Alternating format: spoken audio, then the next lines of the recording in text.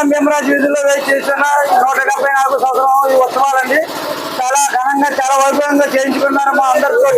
మా వీధి ప్రజలు మా వార్డు ప్రజలు అందరూ కలిపి చాలా చాలా బాగా ఘనంగా చేయించుకున్నారు. మొదటి రోజు భాగంగా 15,000 మంది వచ్చి స్వామివారిని దర్శనం చేయించుకున్నారు. ఆదివారం నాడు సాయంత్రం రెండో రోజు ఆదివారం నాడు సాయంత్రం వెంకటేశ్వరం కళ్యాణం జరిగిందండి.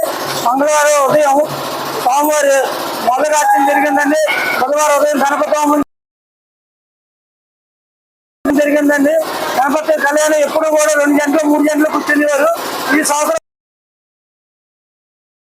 చాలా వైభవంగా జరిగింది.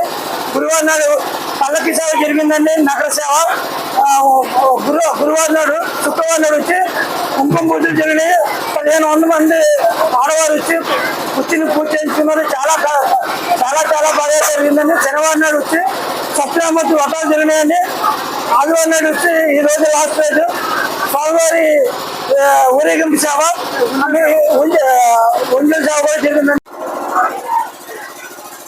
ఎంతో విశిష్టత ఉన్న 174 సంవత్సరాల పురాతన శ్రీ సిద్ధిలక్ష్మి గణపతి ఆలయం నాలం భీమరాజు వీధిలో అంగరంగ వైభవంగా జరిగిన ఉత్సవాల్లో భాగంగా నిన్న సాయంత్రం ఇక్కడ స్వామివారి లడ్డూ వేలం, అలాగే వెంకటేశ్వర స్వామి లడ్డూ వేలం, అదే కాకుండా భక్తులు ఇచ్చిన మరో 2 లడ్డూ వేలాలు కూడా ఇక్కడ స్థానికులే దాన్ని పెద్ద లడ్డూని 43,000కి, చిన్న లడ్డూలు సుమారు 18,000కి అన్ని కూడా చాలా అద్భుతంగా ఇక్కడ వాళ్ళకి ఇచ్చి ప్రసాదాన్ని కూడా మళ్ళీ మీ భక్తుల దగ్గరే మీ భక్తులే మళ్ళీ అది పంచుకోండి అని చెప్పి వాళ్ళ దాతృత్వం చాటుకున్నారు. ఇవాళ ఈ నిమజ్జన కార్యక్రమం కూడా విశిష్టత ఎక్కడా కూడా డీజే సౌండ్లు లేకుండా శాస్త్రీయబద్ధమైన పాటలతో అందరూ ఫ్యామిలీస్తో ఇక్కడ జెంట్స్ అండ్ లేడీస్ మొత్తం కూడా శాస్త్రీయ పద్ధతిలో మన మామూలు డప్పులు వాయించుకుంటూనో భజనలు చేసుకుంటూనో అతి తక్కువ ద్వారాలో ఇక్కడ పుష్కర్ గారి దగ్గర మట్టి విగ్రహం బంక మట్టి విగ్రహాన్ని మాత్రమే మేము ఇక్కడ నెలకొల్పుకున్నాం.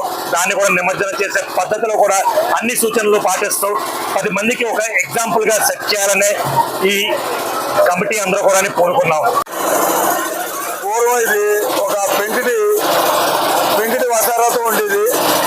ఈ పెంకిటి వసారాన్ని జాగ్రత్తగా వీధిలో ఆయిల్ మర్చెంట్ చేసిన వాళ్ళు, వీధిలో వర్తకులు, ప్రతి షాప్లోనూ డిబ్బీ ఉండేది. ఆ డిబ్బీలో రోజు ఇంత డబ్బులు వేసేవారు.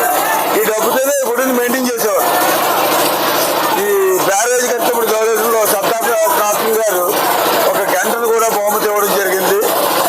ఆ కాలప్రదేప ఇక్కడ ఉత్సవాలు జరుగుతుండి నేను కాంగ్రెస్ గవర్నమెంట్లో ఏసీ రెడ్డి గారి గుడికి చైర్మన్ చేశారు నన్ను. అది 30 సంవత్సరాలు, వచ్చే ఏడాదికి 30 సంవత్సరాలు అవుతుంది. ఆ 30 సంవత్సరాలకి మొట్టమొదటి వినాయకుడి విగ్రహాన్ని హైదరాబాద్ నుంచి తీసుకొచ్చింది 13 అడుగుల విగ్రహం. మన రాజమండ్రికి మొట్టమొదటి విగ్రహం మన వినాయకుడే, ఈ సిద్ధిలక్ష్మి వినాయకుడి గుడి వాళ్ళే తీసుకొచ్చారు. ఆ తర్వాత దాన్ని ఊరందరూ తీసుకొచ్చారు. ఆ 30 సంవత్సరాలు బట్టి ఏ రోజు కూడా ఇక్కడ కార్యక్రమాలు ఆగకుండా నవ్వుతూ భవిష్యత్తులో జరుగుతున్నాయి. ఇక్కడంతా కాంట్లు, బ్రాహ్మలు, మారోడీస్ ఉన్న ఏరియా. ఇది మాది, మా ఇంట్లో ఉత్సవం అన్నట్టుగా ఆడ మగ కూడా బయటకు వచ్చి పనిచేస్తారు. ఇది మా అదృష్టంతో బాగుంది.